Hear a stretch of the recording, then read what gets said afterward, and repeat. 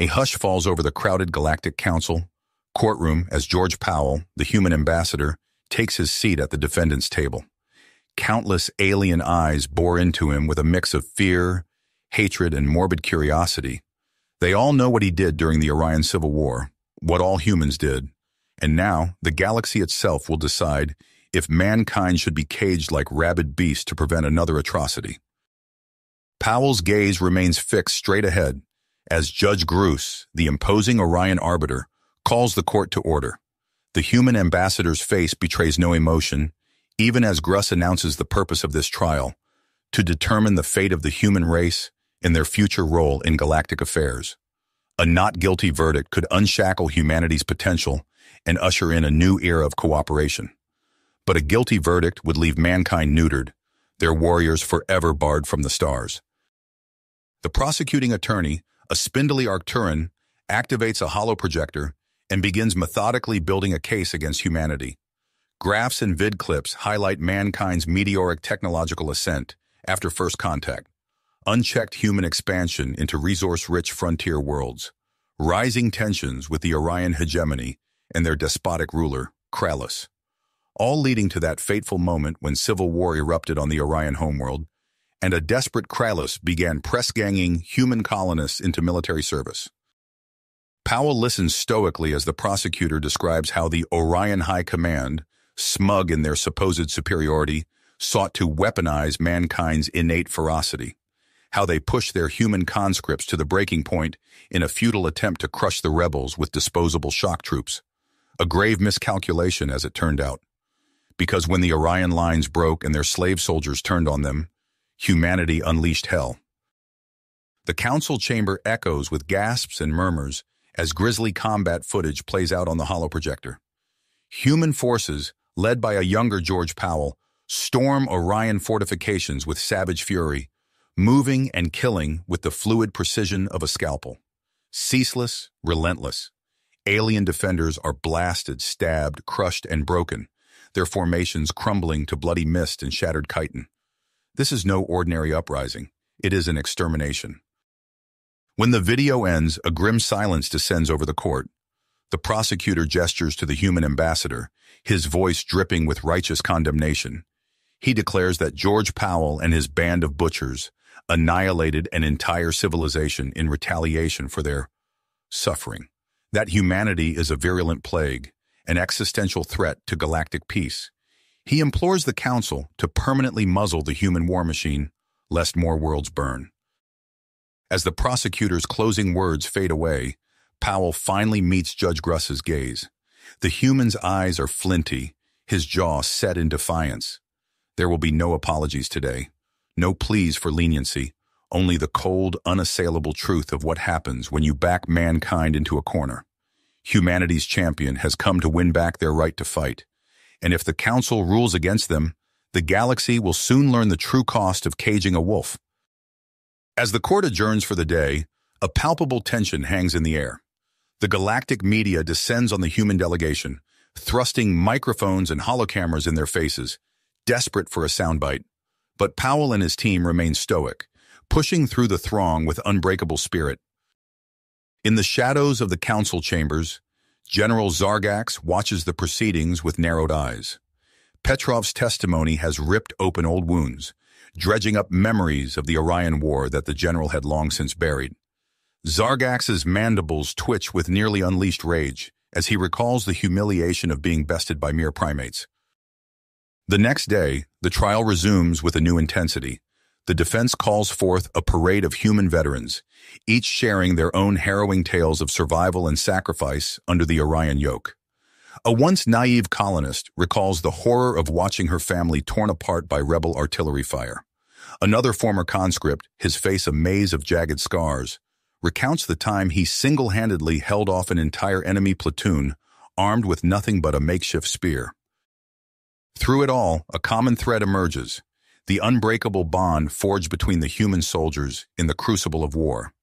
They fought not for glory or conquest, but for each other, united by the primal need to survive in a galaxy that sought to grind them into dust. As the testimony continues, Powell watches the faces of the council members, gauging their reactions. Some, like the insectoid Klaxians, remain inscrutable, their compound eyes unreadable. Others, such as the amphibious Zolarians, openly weep at the tales of human suffering. But it is Judge Gruss who concerns Powell the most. The Orion Arbiter sits in stony silence, his expression betraying no hint of empathy or understanding. Powell knows that Gruss, like many of his kind, still harbors a deep-seated resentment towards humanity for their role in the downfall of the hegemony. As the day's proceedings draw to a close, Powell catches a glimpse of General Zargax in the audience, his eyes smoldering with nearly unleashed malice. The human ambassador knows that the Orion general is a wildcard, a dangerous remnant of a bygone era who will stop at nothing to see humanity brought to heel. But Powell also knows that he and his fellow humans have faced worse odds before. They have stared into the abyss and refused to blink, fighting tooth and nail for their right to stand tall among the stars.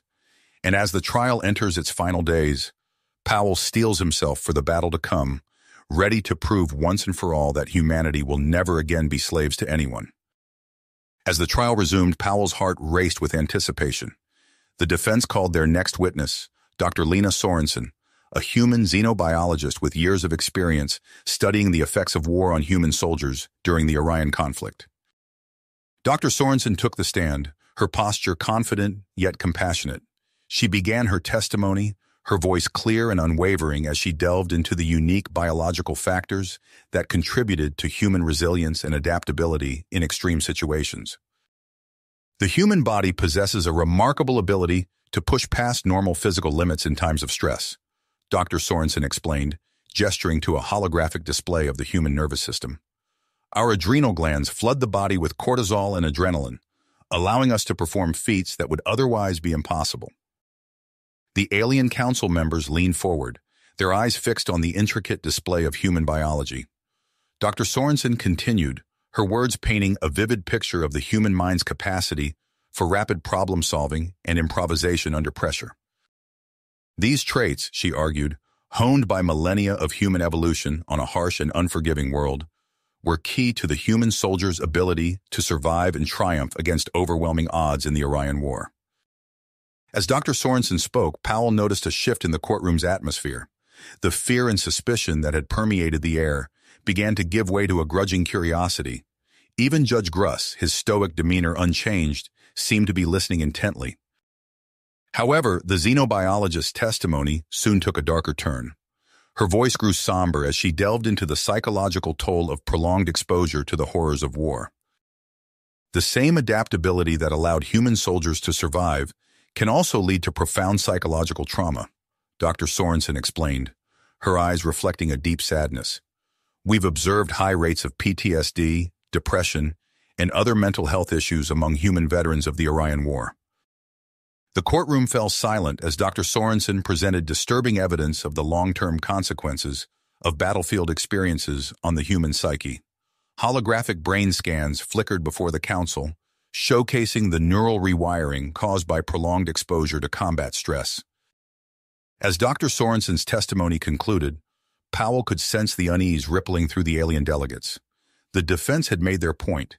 Human actions in the war were not born of inherent aggression, but rather a natural response to extreme pressures and traumas. The prosecution, however, was quick to counter. The Arcturan attorney rose, his spindly form trembling with almost unchecked indignation. "Does this not prove," he hissed, "that humans are fundamentally unsuitable for the rigors of warfare in a civilized galactic society? Their very biology renders them a danger to us all." Before Powell could process the implications of this argument, a commotion erupted at the back of the courtroom.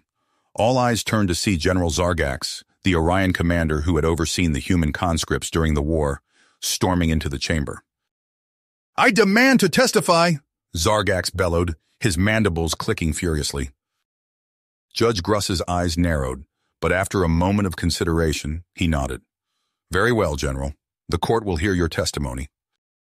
As Zargax took the stand, Powell locked eyes with Elena Navarro, the human team's lead attorney. Her expression was grim, but determined. They both knew that whatever came next would be pivotal in determining humanity's fate among the stars. Zargax began his testimony, his voice dripping with contempt as he recounted incidents of human troops disobeying orders and engaging in brutal retaliatory attacks. Powell's fists clenched under the table, his squeezing hard with suppressed rage. As the Orion general's scathing indictment continued, Powell steeled himself for the battle ahead. The future of humanity and the cosmos hung in the balance, and he knew that the real fight was only just beginning. As General Zargax's testimony concluded, the courtroom buzzed with tension. Powell's heart made as he watched the Orion general step down from the witness stand, a smug look of satisfaction on his insectoid face. The human ambassador knew that the next phase of the trial would be critical. Judge Gruss's voice cut through the murmurs. The court will now hear testimony regarding the Battle of Cardorn. The defense may call its next witness. Elena Navarro stood, her voice steady. The defense calls Captain Jared Stone. A hush fell over the chamber as a weathered human male made his way to the stand.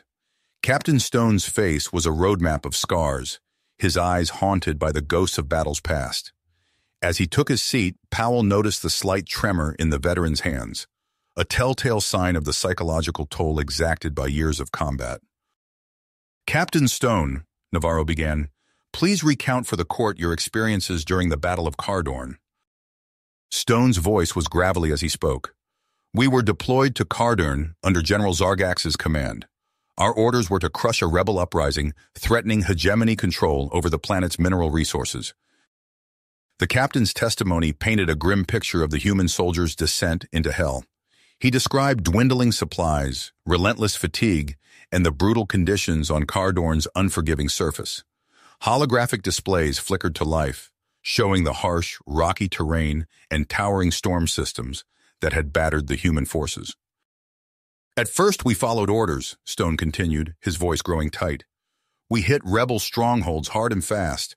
But then we started hearing reports. The courtroom fell silent as Stone recounted the horror of discovering Orion troops massacring unarmed colonists. His unit had attempted to intervene, only to be overruled by General Zargax himself. When we refused to participate in the slaughter of innocents, Zargax branded us traitors, Stone's voice cracked with emotion. He ordered his Orion troops to open fire on us.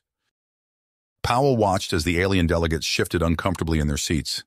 Even Judge Gruss leaned forward, his compound eyes fixed on the human captain. Stone's description of the ensuing firefight was visceral and raw.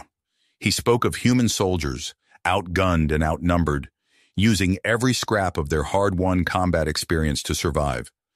The captain's words painted a picture of desperate men and women, fighting not for glory or conquest, but for the right to live. We used everything we had, Stone said, his eyes distant. Our knowledge of the terrain, guerrilla tactics, anything to even the odds. As Stone described how news of the conflict spread, igniting a full-scale rebellion among human units across Cardorn, Powell could see the impact his words were having on the council. The fear and suspicion that had clouded their eyes began to give way to something else, a grudging respect for the sheer tenacity of the human spirit. The captain's testimony reached its crescendo as he recounted the final, brutal push to wrest control of Cardorn from the hegemony. His voice trembled as he spoke of the staggering casualties on both sides, of the relentless violence that had consumed the planet. As Stone's testimony drew to a close, Powell allowed himself a glimmer of hope. The defense had made its case. The humans had fought not out of bloodlust or conquest, but out of a primal need to survive in the face of overwhelming brutality. But that hope was short-lived. As soon as Stone stepped down, the Arcturan prosecutor rose, his spindly form vibrating with impossibly strong energy. The prosecution calls Zalara, survivor of Cardorn. Powell's blood ran cold as a young Orion female took the stand. Her chitinous exoskeleton was dull and scarred, her compound eyes clouded with grief. As Zalara began to speak, her voice quavering with emotion, the human ambassador realized that the true battle for humanity's future was only just beginning. As Zalara's testimony concluded, the courtroom erupted into chaos. Judge Gruss pounded his gavel, demanding order. Powell's stomach churned as he watched the faces of the alien delegates contort with a mixture of horror and outrage. But before the commotion could subside, the Arcturan prosecutor rose once more. The prosecution calls General Kravax to the stand. A hush fell over the chamber as a towering Orion male strode forward. Kravax's exoskeleton bore the marks of countless battles, his compound eyes glinting with barely concealed contempt as he took his place at the witness stand. General Kravax, the prosecutor began, please recount for the court the events that followed the Battle of Cardorn. Kravax's mandibles clicked as he spoke, his voice a low rumble. The human mutiny at Cardorn was just the beginning. Like a virus, their rebellion spread across our territories. The general's testimony painted a grim picture of the escalating conflict. Holographic displays flickered to life, showcasing the coordinated strikes launched by human rebel cells against Orion military installations. They exploited their knowledge of our defenses, Kravax growled. Mobile strike teams hit our supply lines, communication hubs, and resource depots. Our forces were constantly on the back foot. Powell watched as the alien delegates shifted uncomfortably in their seats. The general's words were having their intended effect, stoking the council's fears of humanity's capacity for violence. Kravax's testimony reached its crescendo as he described the pivotal raid on Orcs. Led by the Human Stone, the rebels seized our nuclear arsenal. It was then that Supreme Commander Krallis authorized the use of our world-shatterer weapons. A collective gasp rippled through the courtroom. Even Judge Gruss leaned forward, his compound eyes fixed on the Orion general. The battle over Cardorn's skies was brutal, Kravax continued. Stone's forces crippled our orbital defenses. We were overrun, forced to abandon the planet. As Kravax spoke of the ground assault that followed, Powell's fist clenched beneath the table. The general described weeks of relentless urban warfare, painting the human rebels as merciless destroyers. Both sides committed atrocities, Kravax admitted, his voice heavy. We deployed chemical weapons. The humans, they showed no mercy to our prisoners. The courtroom fell silent as harrowing footage appeared on the holographic displays. The smoldering ruins of Cardorn's cities filled the air, a grim testament to the devastation wrought by both sides. As Kravax's testimony concluded, Powell exchanged a glance with Elena Navarro. The human attorney's eyes blazed with tenacity as she rose for the cross-examination. Navarro's voice cut through the tension like a knife. General Kravax, isn't it true that you were relieved of duty following the loss of Cardorn? Kravax's mandibles clicked in agitation. That's irrelevant to... Answer the question, General, Judge Gruss interjected. Yes, Kravax hissed. I was relieved of command. Navarro pressed on, her questions surgical and relentless. She exposed inconsistencies in Kravax's account, highlighting the Orion leadership's strategic blunders and initial acts of brutality against human forces. As the cross-examination concluded, Powell allowed himself a glimmer of hope, but he knew the real test was yet to come. The defense calls Captain Jared Stone back to the stand, Navarro announced. Stone's face was grim as he took his place once more. His eyes met Powell's for a brief moment, conveying the weight of what was to come. Captain Stone, Navarro began, please describe for the court the circumstances that led to the human uprising. Stone's voice was steady as he spoke. We were pushed to the brink of extinction. The Orions left us no choice but to fight back with everything we had. The captain's testimony laid bare the moral complexities of the rebellion. He spoke of desperate acts committed by soldiers with nothing left to lose, of the cycle of violence that had consumed both sides. I take full responsibility for my actions, Stone declared, his eyes sweeping across the alien delegates. But understand this, everything we did was in response to the brutality inflicted upon us by the Orion regime. As Stone's words echoed through the chamber, Powell realized that the trial had transcended its original purpose. This was no longer just about humanity's right to wage war. It had become a reckoning for the entire galaxy. The session adjourned for the day amidst a cacophony of raised voices and accusations. As Powell made his way out of the courtroom, he caught sight of General Zargax, the Orion's eyes burning with scarcely controlled fury. The human ambassador steeled himself for what was to come. The battle for humanity's future among the stars was nowhere near the end, and the coming days would test them all in ways they could scarcely imagine. As the trial resumed the following day, a palpable tension filled the air. Powell's gut twisted as he watched Captain Elijah Romero take the stand, the former Orion POW's face etched with lines of barely suppressed anguish. "Captain Romero," the prosecutor began, "please recount for the court what you witnessed in the aftermath of the human rebellion." Romero's voice was hoarse as he spoke. "It was chaos, pure, unrestrained chaos." The captain's testimony painted a vivid picture of devastation. Holographic displays flickered to life, showcasing the burning ruins of once proud Orion colony worlds. Syndra, Zemera, and a dozen other planets flashed before the court's eyes, each one a testament to the fury of human insurgents. "The Orion forces were overwhelmed," Romero continued, his eyes distant. "Human rebel cells struck simultaneously across multiple systems. We never stood a chance." Powell watched as the alien delegates shifted uncomfortably in their seats. Even Judge Gruss leaned forward, his compound eyes fixed on the human captain. Romero's description of the urban warfare that consumed the hegemony's industrial centers was visceral and raw. He spoke of human guerrillas employing scorched earth tactics, reducing manufacturing plants to smoldering husks, and crippling vital infrastructure. "On Zemera," Romero's voice cracked, "a human warlord named Abaddon seized control. He systematically exterminated all Orion nobility." The captain's words painted a grim picture of Abaddon's reign of terror. Thousands of Orion civilians forced into brutal slavery, rebuilding infrastructure under the warlord's pitiless gaze. Public executions carried out with sadistic glee, designed to crush any spark of resistance. As Romero recounted the ambush of Orion evacuation convoys, Powell's fist clenched beneath the table. The captain described how Abaddon's forces had descended upon a massive civilian flotilla, boarding and pillaging with ruthless efficiency.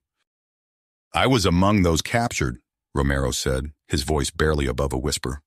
"What came next?" The courtroom fell silent as Romero produced evidence of the atrocities committed against Orion prisoners. Holographic displays flickered to life, showcasing images so gruesome that several alien delegates turned away in revulsion.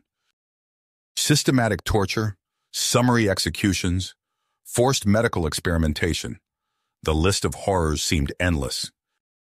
"Many perished in the prison camps," Romero continued, his eyes haunted. "Starvation, exposure, and the human guards, they reveled in our misery." As the defense attempted to downplay these atrocities as isolated incidents, the prosecution countered with damning evidence. Communications transcripts flashed across the holographic displays, revealing the tacit approval of human leaders like Captain Stone. Powell's heart sank as he read the words. Breaking their spirit is necessary, by any means required. The final blow came with the introduction of Ambassador Zalora. The young Orion's single remaining eye brimmed with tears as she recounted her ordeal on Abaddon's prison world, Necris. "They took everything from me," Zalora's voice quavered.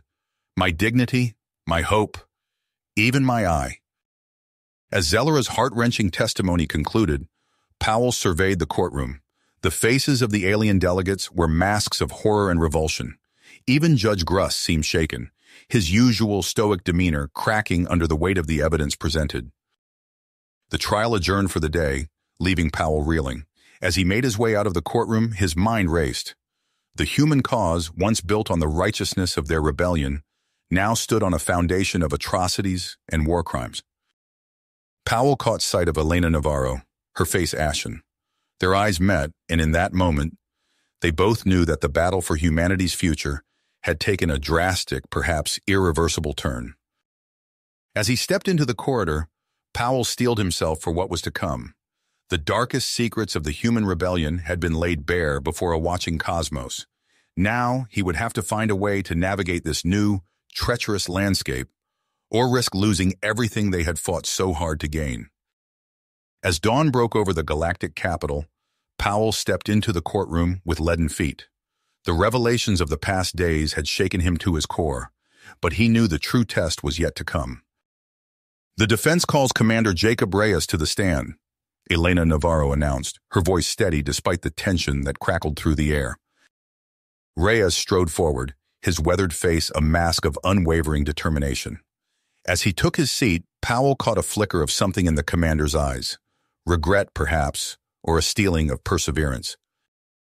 "Commander Reyes," Navarro began, "please recount for the court the events following the defeat of the Orion hegemony." Reyes cleared his throat. "After we broke through their defenses, we found ourselves in control of vast territories and billions of Orion civilians. We formed an emergency human high command, with Captain Stone appointed as Supreme Commander." The commander's words painted a vivid picture of the chaos that followed victory. Holographic displays flickered to life, showcasing the newly conquered Orion worlds teeming with terrified alien populations. Disagreements arose quickly, Reyes continued, his voice tight. "Some of us advocated for cautious integration and rehabilitation of the Orions. Others called for subjugation through fear." Powell watched as the alien delegates shifted uneasily in their seats.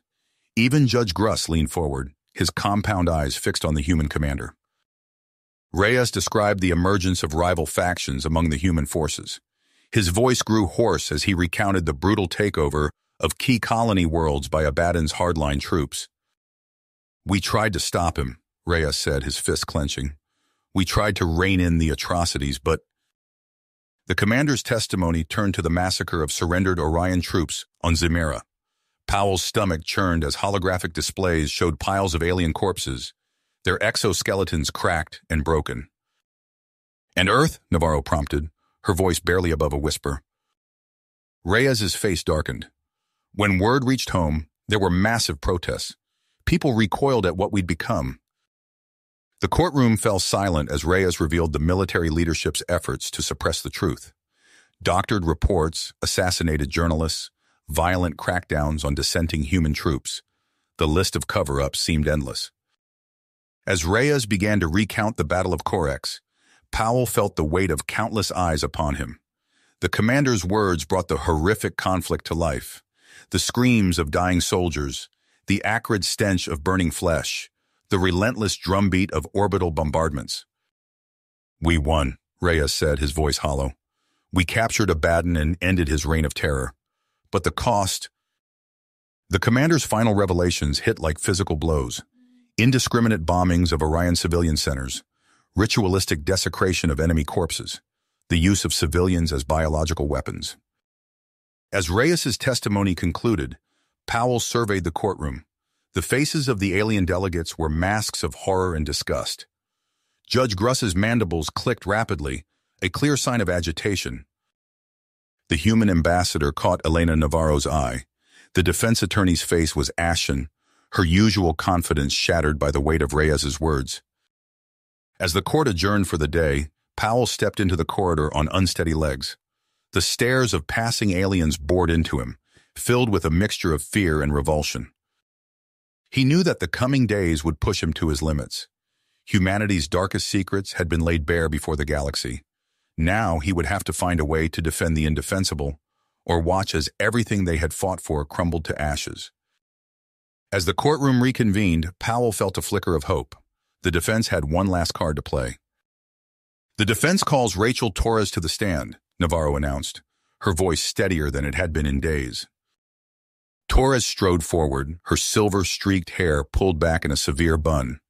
As she took her seat, Powell noticed the deep lines etched around her eyes, a testament to the weight she carried. "Ms. Torres," Navarro began, "please describe your role in the aftermath of the human rebellion." Torres cleared her throat. "I served as a diplomat for the newly formed Human Interstellar Administration. Our goal was to transition from military control to civilian governance." The holographic displays flickered to life, showcasing the war-torn territories under human control. Bombed-out Orion cities stood alongside hastily constructed human outposts, a stark visual representation of the chaos that reigned. "It was challenging," Torres continued, her voice tight. "We faced opposition from all sides. Human factions squabbled for power, while subjugated Orions seethed with resentment." She recounted her mission to the Varesci Imperium, seeking aid and recognition. The alien delegates leaned forward, their interest piqued by this glimpse into the wider galactic political landscape. Our efforts were repeatedly undermined, Torres said, her fists clenching. Colonel Ivan Kuznetsov and his 8th Legionnaires seized control of Atrisa, refusing to acknowledge our authority. The courtroom tensed as Torres described Kuznetsov's brutal tactics. Holographic displays showed the resource-rich world of Atrisa, its cities dripping with weaponry under the colonel's iron grip. I tried to salvage our negotiations with the Vireshi, Torres continued, her voice heavy with regret. But Kuznetsov's aggressive maneuvers in their space. She trailed off, shaking her head. The displays shifted, showing Vireshi warships on high alert as human vessels skirted their borders. And then Minister Zexra was assassinated, Torres said, her voice barely above a whisper. The courtroom erupted in shocked murmurs. Even Judge Gruss leaned forward, his compound eyes fixed intently on the human diplomat. Torres's testimony took a dark turn as she described the deteriorating situation in human-controlled space. The displays showed looted Orion settlements, summary executions, and the rise of extremist insurgent cells. We were losing control, Torres admitted, her voice cracking. That's when Commander Reyes made the decision to confront Kuznetsov directly. The holographic displays exploded with light and sound, recreating the battle for Atrisa. Orbital strikes lit up the night sky as dropships plunged through the atmosphere. On the ground, Reyes' troops clashed with Kuznetsov's legionnaires in vicious urban combat. In the end, we captured Kuznetsov, Torres said, her eyes distant. But the cost... The final holograms showed the aftermath of the battle. Atrisa's cities lay in ruins, vast swaths of land rendered uninhabitable by radiation. As Torres's testimony concluded, Powell surveyed the courtroom. The alien delegates wore expressions of shock and dismay. Even the Orion representatives seemed shaken by the scale of destruction wrought by human infighting. Judge Gruss's mandibles clicked rapidly as he called for a recess. As the court emptied, Powell caught Elena Navarro's eye. They both knew that Torres's testimony had opened a new chapter in the trial, one that would force the galaxy to confront the complex realities of post-war occupation and the true cost of revolution. As the court reconvened, an air of tense anticipation filled the chamber. Powell watched as Elena Navarro rose, her posture rigid with nearly unleashed emotion. Your Honor, the defense calls General Ushnar of the Vireshi Imperium to the stand. A collective gasp rippled through the alien delegates. Even Judge Gruss's compound eyes widened in surprise as the imposing Vireshi military leader strode forward.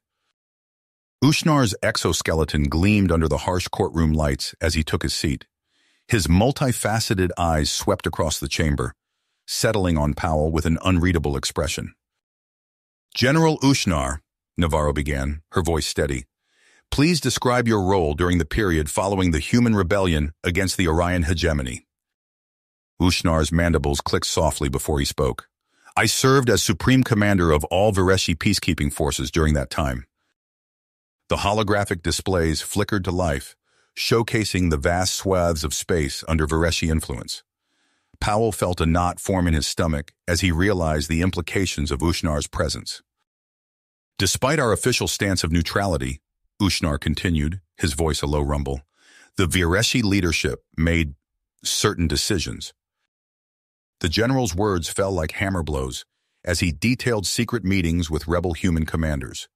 The displays shifted, showing grainy footage of clandestine exchanges, weapons, intelligence reports, supply manifests changing hands. We provided support to factions like Kuznetsov's, Ushnar admitted. Our goal was to counter the growing influence of the Askara hierarchy's occupation force. Powell's fists clenched as he watched the faces of the alien delegates. Shock gave way to anger, then to shame as Ushnar's testimony continued. The general described how this covert backing allowed human warlords to solidify control over entire worlds. Holographic images flickered past, burning Orion cities, mass graves, prison camps overflowing with civilians. We enabled this, Ushnar said, his voice heavy with regret. We allowed atrocities to unfold, all in the name of galactic politics. As Ushnar spoke of deliberate obstruction of humanitarian efforts, Powell felt a surge of bile rise in his throat. The displays showed human administration aid convoys under attack, their supplies pillaged or destroyed. The engagement over Atrisa, Ushnar continued, his voice barely above a whisper. The attack on the human diplomatic shuttle, it was us. A false flag operation to spark conflict. The courtroom erupted in shocked murmurs. Judge Gruss's mandibles clicked rapidly, a clear sign of agitation. Ushnar's final revelations painted a grim picture of human-controlled space descending into chaos. Rival juntas brutalizing millions of defenseless Orions. Peacekeepers caught in the crossfire between human militias and alien insurgents. As the general concluded his testimony, Powell surveyed the chamber. The faces of the alien delegates were masks of horror and shame. Even the Orion representatives seemed shaken by the scale of galactic complicity. Judge Gruss called for order as the courtroom descended into pandemonium. As aliens of all species argued and gestured wildly, Powell caught Elena Navarro's eye. They both knew that Ushnar's testimony had fundamentally altered the nature of the trial. No longer was humanity alone in the dock. The very foundations of galactic civilization now stood accused. As the court adjourned amidst the chaos, Powell steeled himself for what was to come. The final stages of the trial loomed before him, a battle not just for humanity's future, but for the soul of interstellar justice itself. As the courtroom reconvened, a hush fell over the assembled delegates. Ambassador Powell rose from his seat, his eyes fixed on Judge Gruss. The Orion's compound eyes gleamed in the harsh light as Powell approached the stand. Your Honor, Powell began, his voice steady, I stand before you not just as a representative of humanity, but as someone who knows the burden you carry. Gruss's mandibles clicked softly, a flicker of unease passing across his alien features. Powell continued, his words measured and deliberate. Before this trial began, we spoke in private. You shared with me a truth that has shaped your entire existence. The chamber fell silent as Powell's next words echoed through the room. Judge Gruss, esteemed member of this court, is himself half human. Gasps and murmurs erupted from the gathered aliens. Gruss's exoskeleton seemed to shrink, his usual stoic demeanor cracking under the weight of the revelation. For years, Powell pressed on, you've lived with the stigma of being a hybrid in a society that views such unions as taboo. You've faced prejudice, discrimination, and the constant struggle of existing between two worlds. As Powell spoke, holographic displays flickered to life around the courtroom. They showed grainy footage of a younger Gruss, his features a blend of human and Orion characteristics, enduring taunts and ostracism from both species. But this trial, Powell's voice rose, cutting through the commotion, is about more than just humanity's actions. It's about confronting the very prejudices and injustices that have plagued our galactic community for centuries. The ambassador's fingers danced across a control panel, and new holograms materialized. They depicted clandestine meetings between Vareshi and Askara delegates, their voices distorted but clear enough to be damning. I present evidence, Powell declared, that the resolution banning humans from warfare was born not of justice, but of political machinations and economic greed. The recording played, revealing the sordid details of backroom deals and cynical power plays. Alien delegates shifted uncomfortably in their seats as their duplicity was laid bare. Amidst the growing chaos, Powell's voice cut through like a blade. If we are to heal, if we are to learn from this dark chapter, we must hold ourselves accountable. All of us, human, Orion, and every species represented here today. He turned, addressing not just Gruss, but the entire assembly. We stand at a crossroads. Will we perpetuate cycles of oppression and retaliation, or forge a new path toward true justice and understanding? As Powell's words hung in the air, a piercing alarm shattered the moment. View screens around the chamber blazed to life, showing a terrifying sight. A vast armada of sleek alien vessels emerged from a spatial vortex at the system's edge. Swarmers, someone whispered, the words spreading like wildfire through the panicked crowd. The first wave of attacks obliterated the outermost defense platforms in silent, horrifying flashes of light. Delegates scrambled for exits, all thoughts of the trial forgotten in the face of annihilation. In the chaos, Powell locked eyes with Gruss. The judge's mandibles quivered, but there was a newfound willpower in his compound gaze. For a moment they were not human, an Orion, but fellow beings united against an existential threat. As the swarmer onslaught continued, Powell's mind raced. Centuries of human history, of facing seemingly insurmountable odds, flashed before him. In that instant, he made a choice that would alter the course of galactic history. You have reached the end of the story. If you enjoyed this story and want to support us, please leave a like and subscribe to our channel, and for every comment that says 88, I will heart every single one of them. Thank you for your time.